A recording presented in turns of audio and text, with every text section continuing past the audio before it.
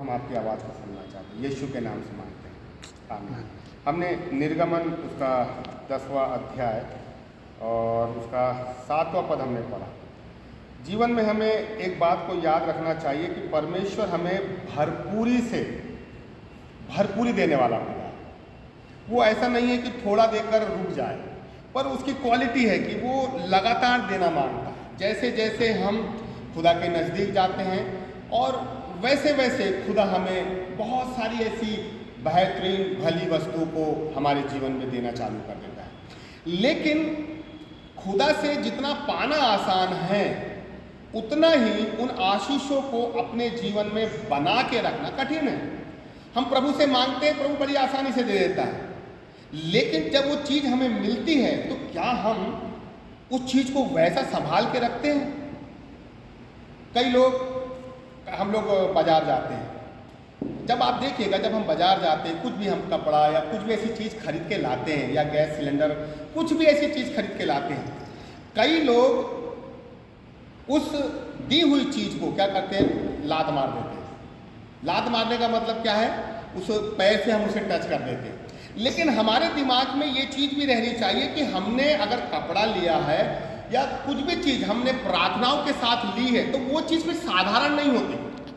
अगर मैं कपड़ा भी अगर मैं प्रार्थनाओं के साथ ले रहा हूँ, तो ये 500 का कपड़ा इंपॉर्टेंट नहीं है, लेकिन मैं प्रार्थना के साथ इस कपड़े को लिया हूँ तो इस कपड़े की कीमत बढ़ जाती है। क्यों? क्योंकि ये खुदा के द्वारा दिया गया कपड़ा। तो फिर मैं इसको हल्के में नहीं ले सकता। ये कपड़ा मेरे लिए महत्वपूर्ण है। क्यों? क्योंकि खुदा ने मुझे ये कपड़ा दिलाया है, तो मैं इसे लात नहीं मार सकता। क्यों? क्योंकि अगर मैं इसको कपड़े को लात मार रहा हूं तो मैं प्रभु को भी वैसा ही ट्रीट कर रहा हूं। खुदा के द्वारा दी गई चीजों का सम्मान करना खुदा का सम्मान करना है, और खुदा के द्वारा दी गई चीजों का अपमान खुदा का अपमान है। तो हमें समझना है कि जीवन में चाहे वस्तुएं हो, जीवन में चाहे रिलेशन हो, जीवन में चाहे फेलोशिप हो, या कोई भी संबंध क्यों ना हो, ये खुदा के द्वारा दी गई हुई चीज है। तो इसका हमें हमेशा क्या करना है? आदर करना है। तो परमेश्वर जो है दबा दबा के हिला हिला के देने वाला परमेश्वर है। अब आप कल्पना करें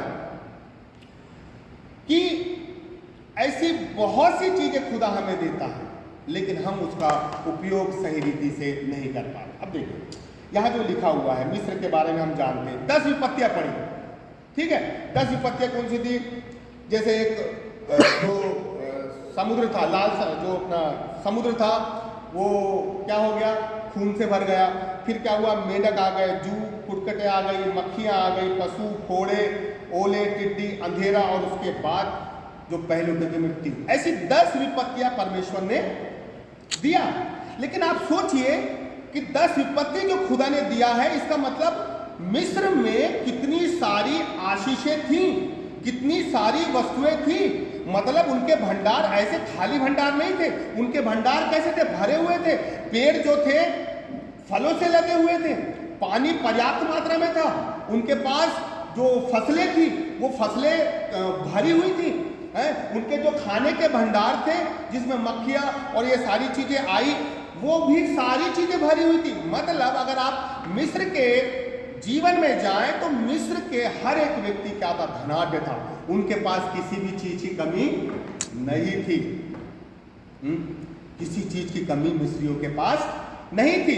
लेकिन परमेश्वर ने उनको दंड देने से पहले उनकी आशीषों को दंड दिया, जिन पे उन्हें घमंड था ना कि हमारे पास तो पानी है, हमारे पास तो राशन है, हमारे पास तो खेत फसलों से भरे पड़े हैं, जो वृक्ष हैं वो फलों से लदे हुए।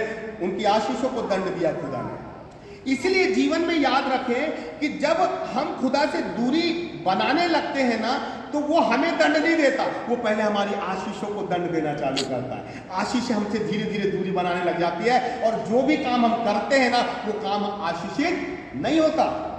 लेकिन जो मेरा मुख्य विषय है वो ये है कि इतनी सारी आशीषें और फलवंत चीजें फिरौन के पास रहने के बाद भी फिरौन उनको नहीं बचा पाया। लेकिन एक ऐसा तरीका था उसके पास जिससे वो पूरे अपने सारी आशीषों को वो क्या करता? बचा लेता। इतनी सारी ब्लेसिंग थी। लेकिन एक चीज के चलते उसने सारी आशीषों को खो दिया। कौन सा? हट किया उसने। पहली चीज क्या किया? हट।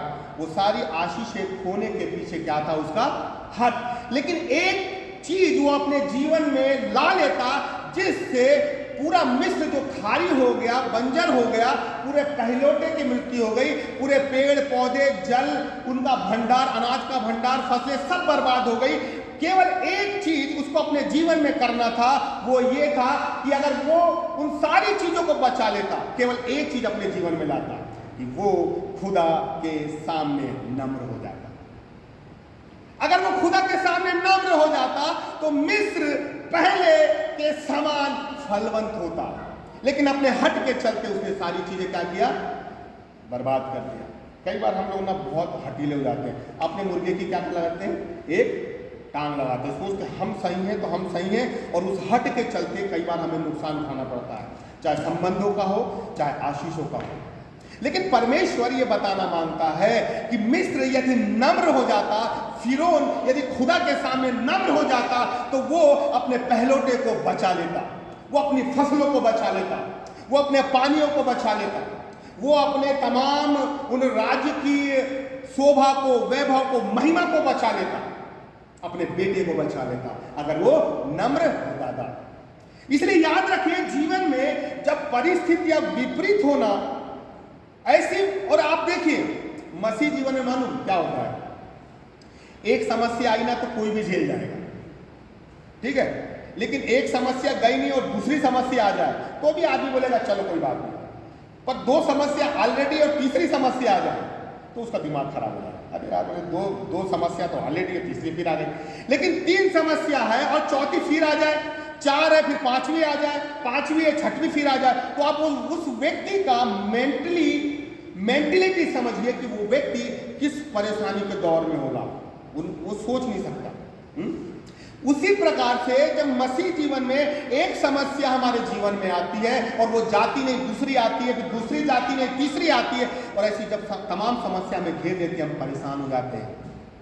तो ऐसे परेशानियों के दौर में हमें हटीला नहीं होना है फिरौन के समान, लेकिन हमें ऐसी परिस्थितियों में खुदा के सामने नम्र हो जाना है कि पिता अब नहीं हो पाएगा मुझसे, अब मेरी सामर्थ्य से बाहर है। और जब हम विपरीत परिस्थितियों में खुदा के सामने नम्र हो जाते हैं ना, तो खुदा हमारी सारी विपत्तियों को बाहर कर देता है। इसलिए बाइबल कहती है वे तुम पर एक दिशा से तो चढ़ाई करेंगे लेकिन 7 दिशाओं से भाग जाएंगे। इसीलिए जब व्यक्ति के जीवन में समस्या आना चालू होती है, तब यदि व्यक्ति समस्याओं की ओर ध्यान न देकर खुदा के सामने अपने आप को नम्र कर दे, फेंके हुए पानी के समान कर दे, तो वो समस्या एक रास्ते से हमारे पास तो पहुंचेगी, लेकिन हमारे पास पहुंचने से पहले वो 7 दिशाओं से भाग जाएगी। ये तो समझना है। लेकिन कई बार हम अपने बल से, अपनी बुद्धि से, अपने गलत एटीट्यूड और एटिकेट के चलते ना हम खुद कई बार समस्याओं को फेस करना चालू करते हैं, हम खुद परिस्थितियों को संभालने की कोशिश करने लगते हैं, हम खुद बहुत सी चीज़ों को कर करके ये सोचते हैं कि समस्याएं वहीं पर ठहर जाए। लेकिन कई बार हमें नहीं करना है, कई बार खुदा को हमारे जीवन में करना रहता है। प्रभु चाहता है कि हम युद्ध करें, लेकिन कई बार खुदा ये चाहता है कि मैं इनके बदले युद्ध करूं, और हम नहीं समझ पाते। हम लोग क्या करते हैं ना, कई बार, जैसे एक छोटा सा एग्जांपल दे रहा हूं। पिछले समय में मैंने एक थीम बनाया था, खुदा चंगाई देना मांगता है, लेकिन हम उसको तरीका नहीं बता सकते कि प्रभु हम यहां बैठे हैं और कोई प्रभु का जन हमारे घर में आए और वो प्रार्थना करे और हम चंगे हो। ये मैं तरीका बता रहा हूं खुदा को, नहीं, गलत है। तरीका खुदा का रहेगा, चाहे वो चंगाई घर बैठे दे या फिर वो दवाई के द्वारा दे। ये खुदा के ऊपर है कि वो दवाई के द्वारा काम करना चाहता है या किसी टेलीविजन के द्वारा काम कर देना मांगता है। हम खुदा को तरीका ना बताएं, हम खुदा को तरीका बताने लग जाते हैं।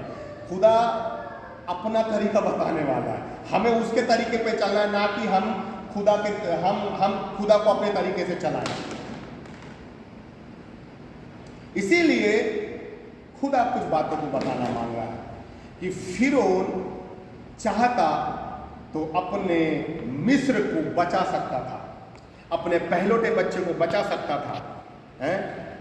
अपने राज्य को बचा सकता था यदि वो खुदा के सामने ढीठ और कठोर ना बनते हुए अपने आप को वो नम्र बना के चलता। मेरे प्रियो, खुदा चाहता है कि हम नम्र हो जाएं। मैं बता रहा हूँ क्या होता है, जब व्यक्ति के पास पैसा होता है, सपोर्ट होता है, सारी चीज़ होती है ना, हम तब भी नम्र, समस्याओं में रहने के बाद भी हम नम्र नहीं होते। क्यों? क्योंकि पैसा पर्याप्त मात्रा में, सपोर्ट में बहुत से लोग खड़े हैं, और कई बार हम समझ नहीं पाते, हमको लगता है कि हम नम्र हो गए, हमें लगता है, लेकिन वास्तविकता में खुदा जानता है कि हम नम्र नहीं हुए। अभी भी हम खुदा के पास बैठे तो हैं, प्रार्थना तो कर रहे हैं, उपवास तो कर रहे हैं, गिड़गिड़ा तो रहे हैं, लेकिन खुदा जानता है कि हम अभी भी नम्र नहीं हुए हैं। हम अभी किसी दूसरी चीज में टिके हुए हैं, किसी दूसरी चीज में सपोर्ट लेके बैठे हुए हैं। खुदा चाहता है कि भाई हर एक चीजों को दिमाग से निकालो और बड़े बोझ के साथ मेरे सामने नम्र हो, तब मैं तुम्हारी परिस्थिति को क्या करूंगा, बदल दूंगा। कई बार हम यही बात नहीं समझ पाते, हमें लगता है कि हम नम्र हो गए, लेकिन परमेश्वर का जो पैमाना है देखने का वो अलग है। मेरे प्रियो, यदि हम किसी ऐसी चीज़ों से गुजर रहे हैं, हम उन आशीषों को यदि नहीं पा रहे हैं, यदि हम किसी परमेश्वर के पास बैठकर अभी भी यदि कुछ ब्लेसिंग को नहीं ले पा रहे हैं, और कई समय से हम बहुत लंबी प्रार्थना कर रहे हैं कि प्रभु ये काम हो हमारे जीवन में, और ये नहीं हो रहा है, इसका मतलब ये है कि हम अभी भी खुदा के सामने उस रीति से नम्र नहीं हुए हैं। और खुदा ये बोलता है, यदि तुम नम्र हो जाओगे तो मैं तुम पर जो 10 विपत्तियां या बहुत सी विपत्तियां पड़ रही है या पड़ने वाली है, उसमें से एक भी नहीं पड़ेगी। व्यवस्था विवरण 28 अध्याय में लिखा हुआ है कि यदि तुम मेरी आज्ञाओं को मानोगे, उस पर चलोगे, तो मिस्र में जो विपत्तियां पड़ी थी उसमें से एक भी तुम पर नहीं आएगी। खुदा ये बोलना चाह रहा, नम्र हो जाओ। अभी भी समय है कि हम नम्र हो जाएं और अपना ध्यान अपने घुटने खुदा के सामने टेके, तो मिस्र का कुछ भी हम पर प्रभाव नहीं पड़ेगा। और जो यीशु मसीह का अधिकार है, जो यीशु मसीह की सामर्थ है, जो यीशु मसीह का जो अब्राहम की आशीष है, यीशु मसीह के माध्यम से हम तक पहुंचने वाली है ना, वो सीधे हम तक पहुंच जाएगी।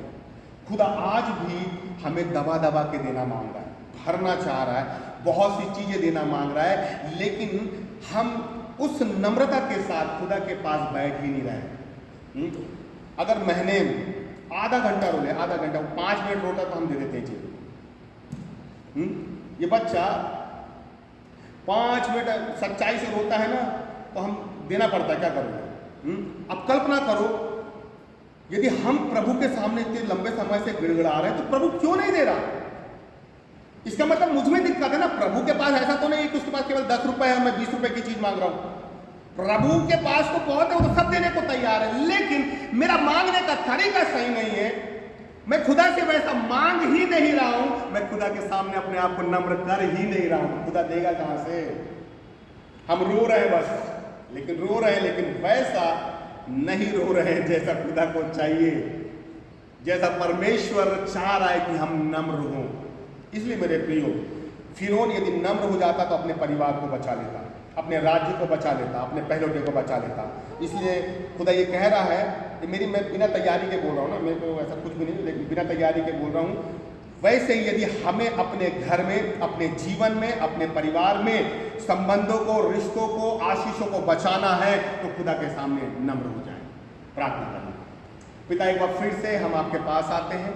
प्रभु, हमारे जीवन को जहाँ हम रुक गए हैं, मेरे खुदा ठहर गए हैं, प्रभु हमें लग रहा है कि हमने अपने आप को बहुत बदल दिया है, लेकिन खुदा हमें नम्र कर दे अपने सामने, हमें नम्र कर दे परमेश्वर प्रभु, ताकि खुदावंद हमें ये ना लगे कि हमने नम्र किया, लेकिन तुझे लगने पाए कि हमने वाकई अपने आप को नम्र किया है खुदा, ताकि हमारे जीवन में, घर में, परिवार में, हमारे लोगों के बीच में जो चीजें घट रही है पवित्र आत्मा प्रभु, वो चीजें एक दरवाजे से आए और दूसरे दरवाजे से बाहर निकल जाए खुदा।